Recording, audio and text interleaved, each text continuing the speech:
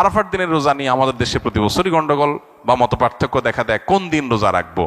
এটা কি হাজিরা অবস্থান করছে ওই দিন, নাকি আমি যে দেশে আছি সেই দেশে যখন জিলহজের 9 তারিখ হবে? আরাফার দিনে বিশেষ আমল সমূহ জানতে চাই। আরাফার দিনে একদিকে হাজি সাহেবদের জন্য আমল, আরেকটা হলো যারা আরাফার ময়দানে নাই তাদের জন্য আমল। যারা হাজি সাহেবরা আরাফার ময়দানে অবস্থান করছেন তাদের জন্য ওই দিনের সবচেয়ে শ্রেষ্ঠ আমল হলো লা ইলাহা ইল্লাল্লাহু ওয়াহদাহু লা শারীকা লাহু লাহুল মুলকু ওয়া লাহুল হামদ ওয়া হুয়া আলা কুল্লি শাইইন কাদির।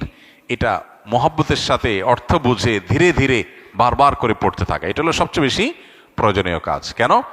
কারণ নবী করিম সাল্লাল্লাহু আলাইহি সাল্লাম বলেছেন যে খায়রুদ দুআ দুআউ ইয়াউমি আরাফা, আরাফাত দিনের দোয়া হলো শ্রেষ্ঠ দোয়া।